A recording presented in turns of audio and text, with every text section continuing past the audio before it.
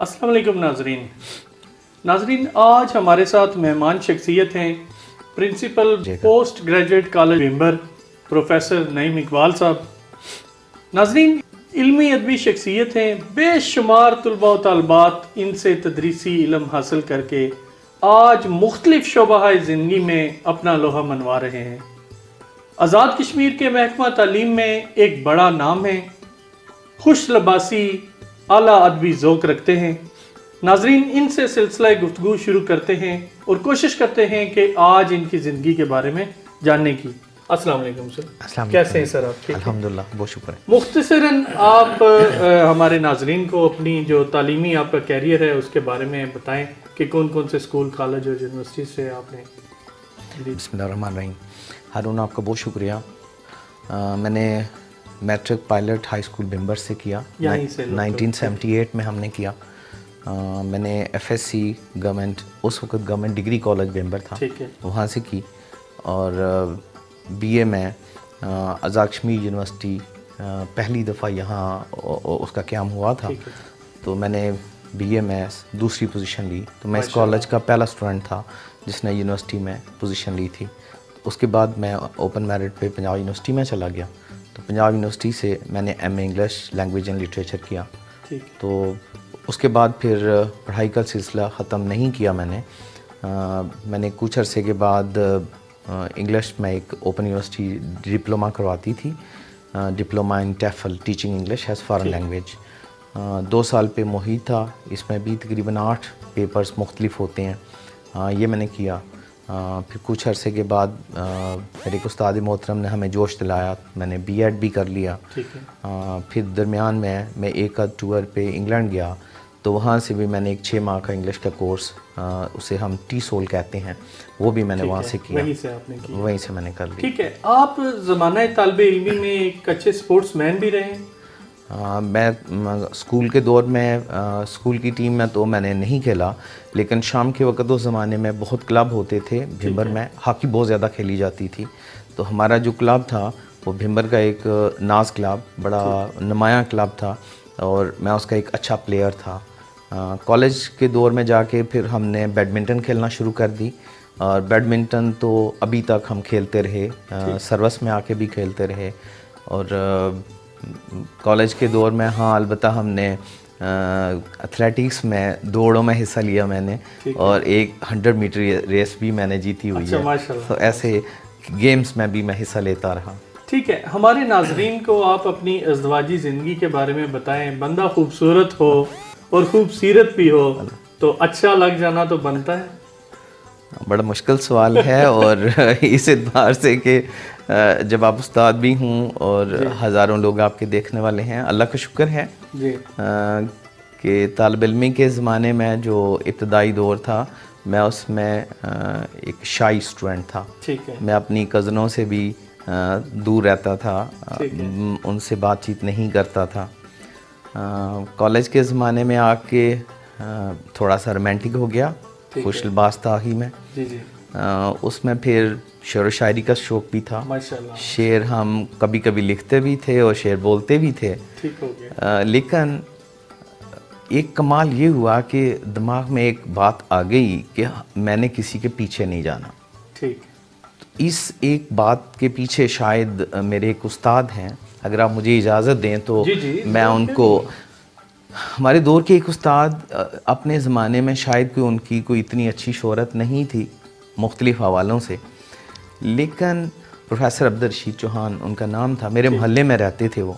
तो उन्होंने कहीं देखा कि ये गोरे चिट्टे रंग का लड़का है, लिबास अच्छे पहनता है। तो 1-2 दफ़ा उन्होंने शाम को, हम 3-4 दोस्त थे, उनकी मौजूदगी में मुझे कहा कि ओए मिर्ज़ा, तू बच के रह। तो मुझे बड़ा अजीब लगा। फिर एक दिन वो ज़रा ज़्यादा खुल गए, तो उन्होंने मुझे और ज़हर भट्ट, मेरे दोस्त हैं, अल्लाह हयात हैं वो, मुझे बुला के कहा कि तू अल्लाह से दुआ मांगा कर कि अल्लाह तुझे लड़कियों के चुंगल से बचाए। ठीक है। मैंने प्रोफेसर साहब की ये बात पता नहीं मेरे दिमाग में बैठ गई। ठीक है। तो मैं नमाज पढ़ के तो अल्लाह से ये मांगता कि अल्लाह मुझे लड़कियों के चुंगल से बचा। अच्छा, आप उस होप में मुब्तला हो गए। कोई अजीब से लफ्ज़ थे प्रोफेसर साहब के जो मेरे फर्स्ट ईयर के तालिब इल्म के दिमाग में पड़े और वहीं पे फिक्स हो गए। तो मैं ऑलमोस्ट यूनिवर्सिटी लाइफ तक ये दुआ मांगता रहा कि अल्लाह मुझे लड़कियों के चुंगल से बचाना। बहुत हमले हुए, बहुत ज़्यादा अट्रैक्शन भी दी गई, लेकिन अल्लाह ने मुझे बचा लिया, अल्लाह ने मुझे सुरखरू कर दिया।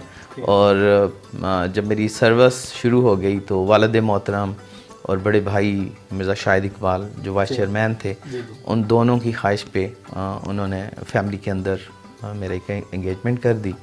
तो बड़ी खूबसूरत तरीके से वो शादी हुई और आज तक एक बड़ी मॉडल लाइफ है हम दोनों की। माशाल्लाह माशाल्लाह, अल्लाह ताला मज़ीद आपको खुशियों से हमकिनार करे। अभी आपने शेर और शायरी का जिक्र किया, आपके पसंदीदा शायर कौन से थे या हैं अभी हयात हैं? तो मैंने इंग्लिश में भी और उर्दू में भी, इंग्लिश लिटरेचर में भी मैंने बहुत सारे शुरा को पढ़ा। उसमें टी.एस. एलियट, उसमें जॉन कीट्स, ये बड़े खूबसूरत इंग्लिश के शायरों में आते हैं। और उर्दू में मैंने नासिर काज़मी को बहुत ज़्यादा पढ़ा, मैंने फैज़ अहमद फैज़ को बहुत ज़्यादा पढ़ा। अभी तो इकबाल को ज़्यादा पढ़ रहा हूँ, लेकिन जवानी में हमने ये जितने इश्क मशूक़ी वाले शायर हुआ करते थे हमने उनको भी पढ़ा। हाँ, उनको भी ज़्यादा टाइम दिया। लेकिन मुझे जो पसंद था, मुझे उस ज़माने में जो BA में अहमद नदीम कासमी का एक शेर था जो मेरी कापियों के बाहर सरे वर्क पे लिखा होता था। माशाल्लाह, हमारे नाज़रीन को अगर आप सुनाना चाहें तो प्लीज़। अहमद नदीम कासमी का वो शेर जो मेरी कापी पे लिखा होता था वो था, किस तवक्को पे किसी और को हम देखें, किस तवक्को पे किसी और को हम देखें, कोई तुम सा भी हंसी होगा, जिस भी फनकार के शाहकार हो तुम, उसने सदियों तुम्हें सोचा होगा।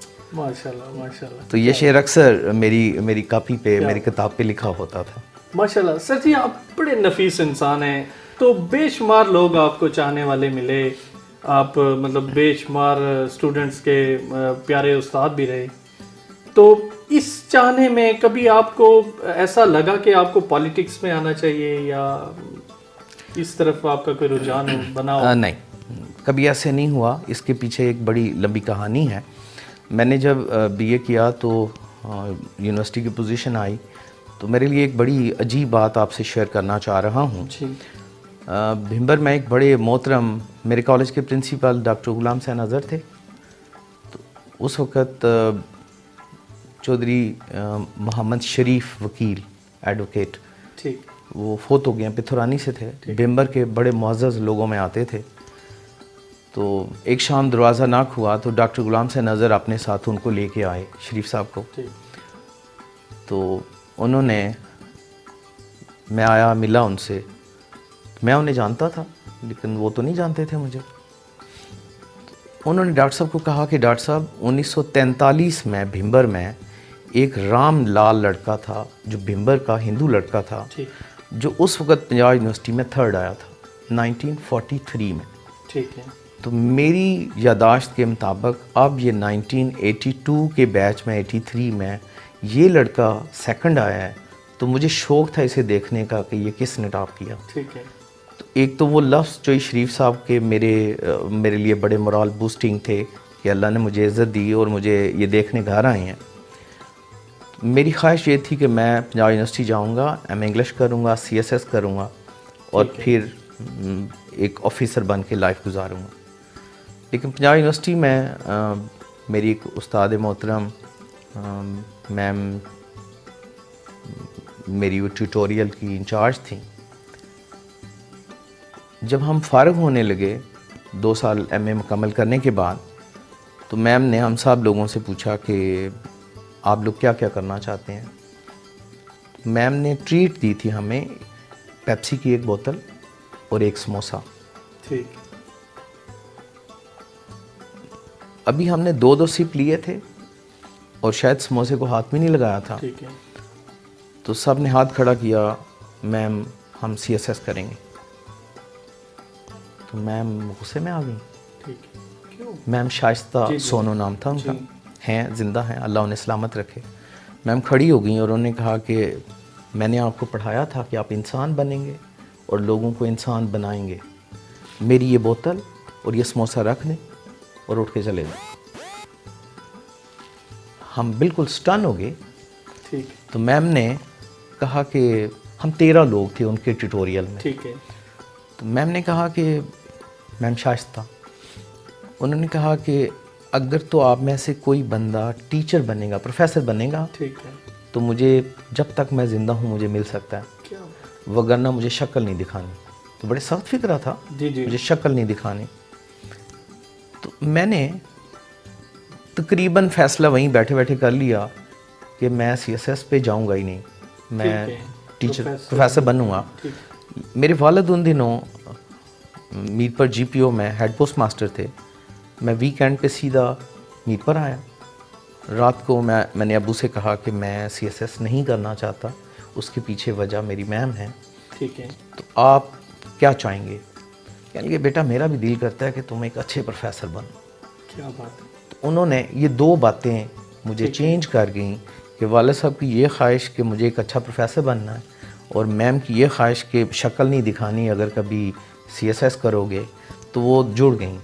तो फिर उसके बाद मैं बाय चॉइस इस लाइन में आया और मेरी खुशकिस्मती है कि MA के बाद जब मैं आया तो 1-2 माह के बाद एडहॉक पोस्टें आईं, इंटरव्यू हुआ, मेरी सिलेक्शन हो गई। चंद माह के बाद पब्लिक सर्विस कमीशन हुआ, मैंने PSC का इम्तहान दिया, तो PSC में भी मैं इंग्लिश के स्टूडेंट्स में फ़र्स्ट आ गया। यूँ अल्लाह का शुक्र है कि मैं जल्दी एक मुझे मिल गया। ठीक है। अच्छा, आप ये बताएं कि निज़ाम तालीम आज भी अंग्रेज़ का राज है। बीइंग अ प्रोफेसर आप क्या कहते हैं कि ऐसा क्यों? इसमें क्या तब्दीली आनी चाहिए थी जो नहीं है? हारून, ये एक बड़ा डिबेटेबल क्वेश्चन है। इस पे बड़ी ज़्यादा बातें हो चुकी हैं। मैं इसमें अपनी एक अलग राय रखता हूँ। आज के दौर में पाकिस्तान जब बना था सिचुएशन और थी, 2000 तक मुल्क की सूरत हाल बिल्कुल और थी। अगर आप मुझसे इस हवाले से बात करते हैं कि लोग इंग्लिश को प्रेफर करें या मीडियम ऑफ इंस्ट्रक्शन उर्दू होना चाहिए, तो मैं इस पे बड़ी खुल के राय रखता हूँ। मैं अपने स्टूडेंट्स को बताता हूँ कि देखिए, हम दुनिया में जहाँ रह रहे हैं ये इलेक्ट्रॉनिक मीडिया का दौर है। हम दुनिया से कट के नहीं रह सकते। उर्दू मेरी शनाख्त है, उर्दू मेरी जान है, उर्दू मेरी पहचान है। लेकिन अगर मैं यहाँ से निकल के सऊदी अरेबिया चला जाऊँ, अगर मैं यहाँ से जाके इंग्लैंड चला जाऊँ, मैं कनाडा चला जाऊँ, तो वहाँ कौन मेरी उर्दू जानेगा, कौन सुनेगा मुझसे? फिर आज आप रिसर्च कर रहे हैं, आज आप PhD कर रहे हैं, आज आप साइंसेस में बहुत सारे अलूम हासिल कर रहे हैं। अगर आप सारे के सारे उर्दू में लेके चलेंगे तो आप कहाँ तक जाएंगे? मैं तो समझता हूँ कि 10 साल पहले शायद सिचुएशन और थी, लेकिन अब तो अंग्रेज़ी ज़बान जो है ये ग्लोबल लैंग्वेज है। अब इसे किसी दौर में ये कहा जाता था कि इंग्लिश एक लिंग्वा फ्रांका है, कि ये एक ऐसी ज़बान है जो राब्ते की ज़बान है। अब इसको माना गया है 2000 से बाद की कि अब ये लैंग्वेज ग्लोबल लैंग्वेज है, लैंग्वेज ऑफ द वर्ल्ड है। जो शख्स ये ज़बान सीखेगा, जो ये बोलेगा, वही दुनिया में की टू सक्सेस उसके पास होगी। कामयाबी की जो कुंजी है वो उसी के पास होगी। अब आप एक अच्छे प्रोफेसर नहीं बन सकते अगर आपको अंग्रेज़ी नहीं आती। आप एक अच्छे डॉक्टर नहीं बन सकते अगर आपको अंग्रेज़ी नहीं आती। आप एक अच्छे रिसर्च स्कॉलर नहीं बन सकते अगर आपको अंग्रेज़ी नहीं आती। हमें अपनी कौम को ये मैसेज देना है कि आप बहुत अच्छी उर्दू सीखिए, आप बहुत अच्छी उर्दू बोलिए, बहुत ज़रूरी है।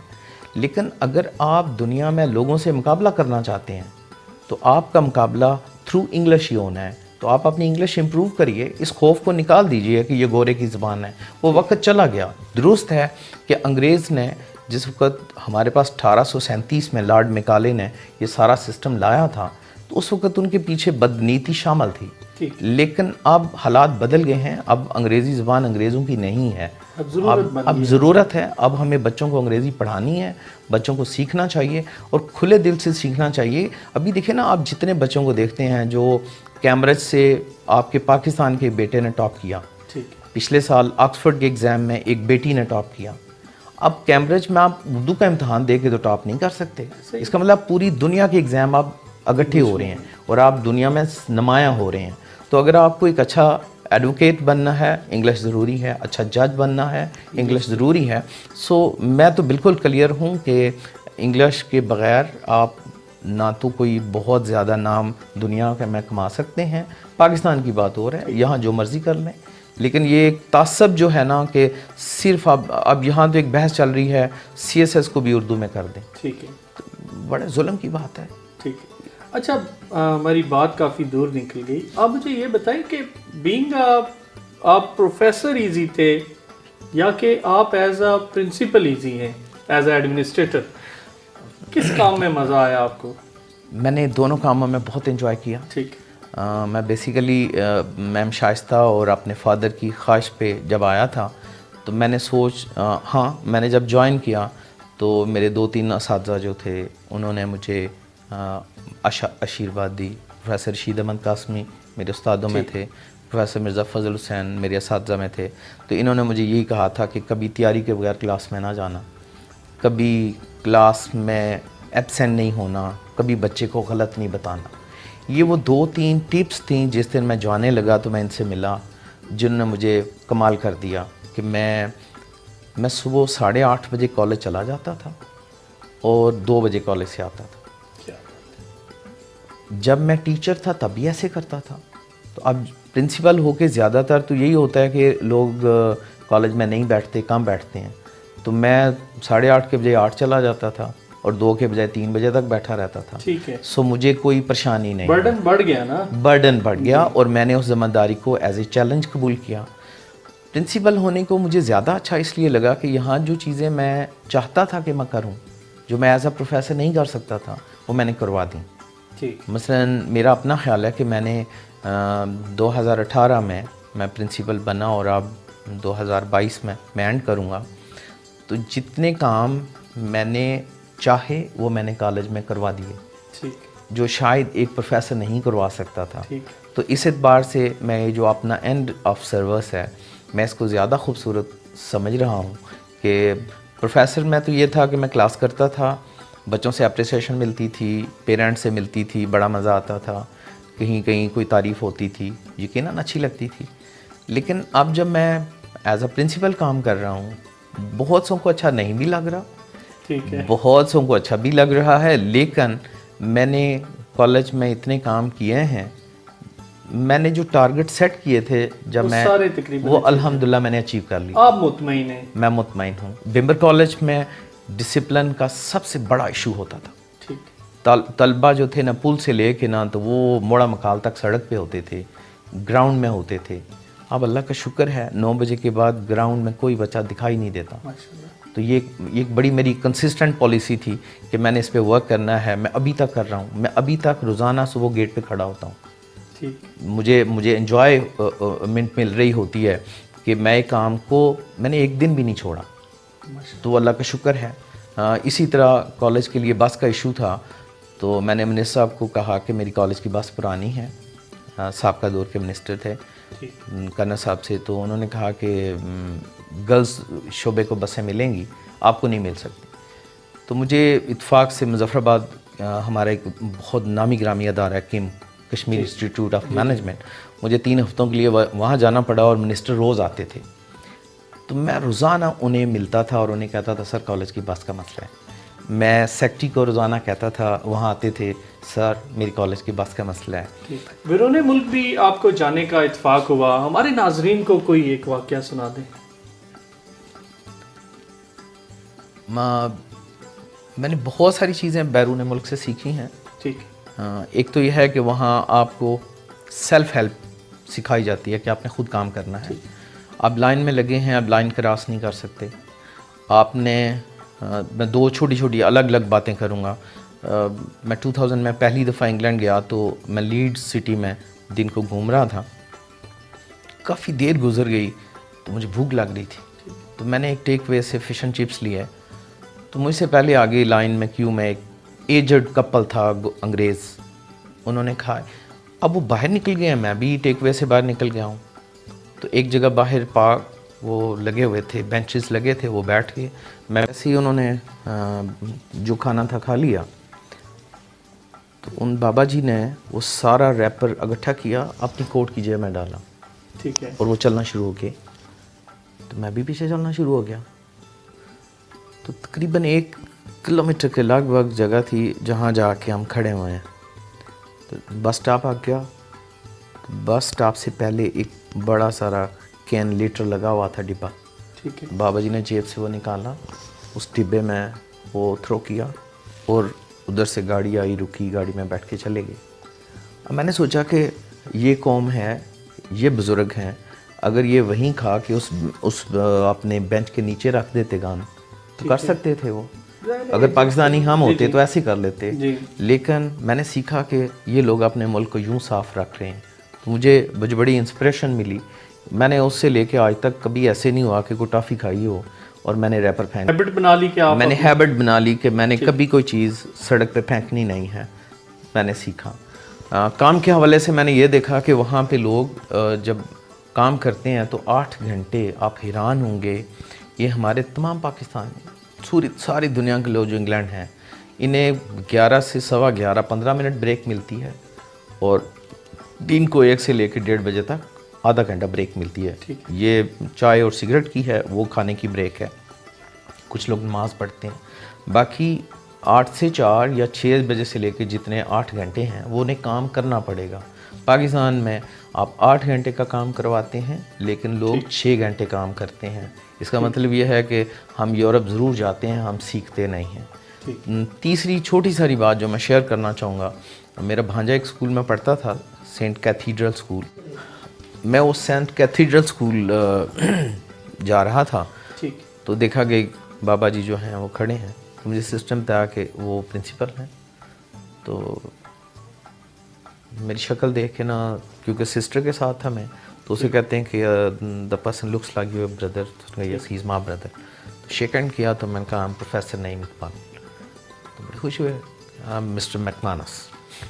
तो मैंने 1-2 दिन के बाद दोबारा जब मैं गया तो मैंने उन्हें बताया कि मैं am a visitor from Pakistan, I am a professor and I want to visit your school. तो उन्होंने मुझे टाइम दिया कि आप परसों इतने बजे आ जाएं। दूसरे दिन उन्होंने मुझे कॉल करके रिमाइंड करवाया कि आप आ रहे हैं। ठीक है। जब मैं स्कूल गया, मुझे ले गए, अपने ऑफिस में बैठ के पूरी सिस्टम पे डिस्कशन की, फिर मुझे स्कूल का विज़िट करवाया और मुझे गेट पे छोड़ने आए। मुझे उन्होंने जो सबसे दिलचस्प बात बताई, उन्होंने कहा जी कि father was a teacher, my mother was a teacher, my spouse, my missus is a teacher, my daughter is a teacher, I belong to the family of teachers and I am proud to be a teacher. तो मैंने देखा कि शायद यहाँ कोई बंदा जिस तरह कह सकता है ना पाकिस्तान में कि मैं डिप्टी कमिश्नर हूँ, मेरा वालिद भी डिप्टी कमिश्नर था, जितनी अक्ड़ और नखवत से कोई ये कहता है, वहाँ वो बंदा ये कह रहा था कि मैं टीचर हूँ, टीचर फैमिली से बिलोंग करता हूँ। तो इसने मुझे बहुत इंस्पायर किया। तो मैंने भी अल्हम्दुलिल्लाह कभी अपने को कहीं कोई एहसास कमतरी में नहीं रहा। मैं बहुत खुश हूँ कि जो मैंने काम किया उसके मुझे रिवार्ड भी मिल रहा है, पैसे की सूरत में भी, इज़्ज़त की शक्ल में भी। और मेरे बेटियां बेटे हज़ारों जो आगे जब कभी बताते हैं सर कि मैंने आपसे पढ़ा था, और अच्छे लफ्ज़ बोलते हैं तो बहुत खुशी होती है। तो अल्लाह का शुक्र है। ठीक है।